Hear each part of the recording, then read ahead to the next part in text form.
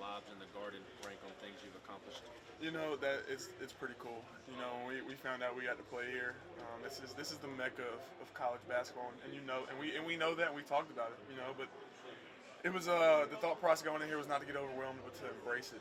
And so you know, still the same size court, still the same size ball, but you know, being able to get a few dunks on those rims is definitely kind of a special moment. You know, just due to the stage. You know, Allen Houston said that when he came in there. He said it's not a court, it's a stage at this level. So, and that's what it was. What led to those plays? How much do you think that maybe sparked you off there in the first half?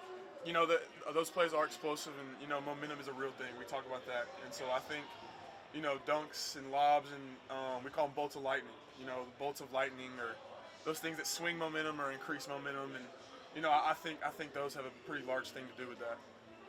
Chaz didn't score for the first 12 minutes of the second half, and then really took over. How do you get his consistent shot taking, shot making throughout a whole game?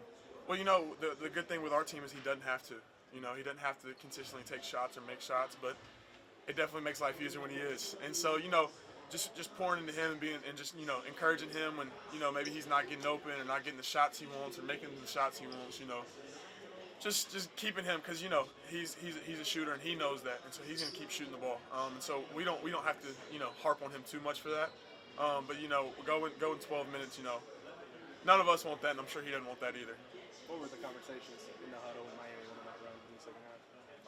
To get your stuff together.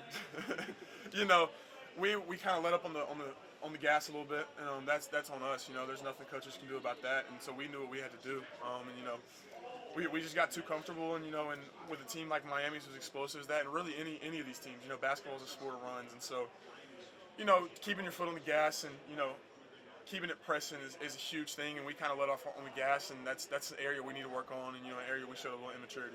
What went so well defensively for the final 8 minutes of the first half? Oh man, we wore, well, first we wore on them a little bit. You know, that's how we play. You know, we got a rotation of guys that all play really hard, and when you're not trying to match that rotation, it wears on you. And then secondly, that's what we practice every day.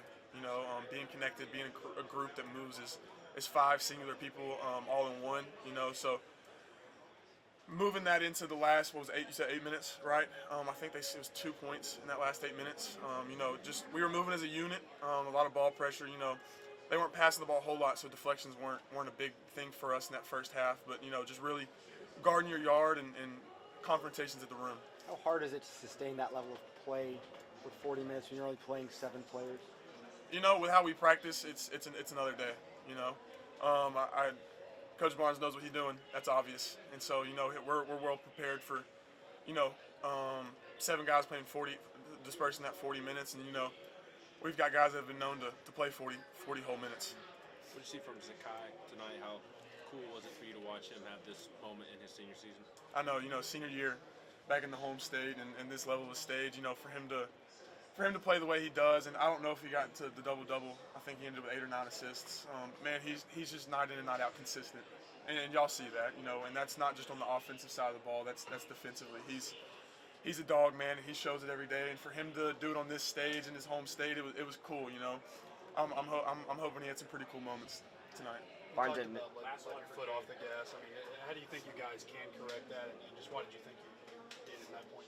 You know, we just got comfortable, you know, and that might be to do with, you know, a little bit of the stage. You know, we wanted to soak it in a little bit, and, you know, that's not our job, but we'll correct it. You know, that's something that we can't do, and we know that. And so it was more of a player correction than a coach correction. It was, you know, more of talking before we got to the huddles with the coaches of, like, you know, guys stepping in, and, you know, really all 5 of us, we talk in the huddles. So it was really all 5 of us being like, hey guys, like we're easing off now. This isn't the time to do that.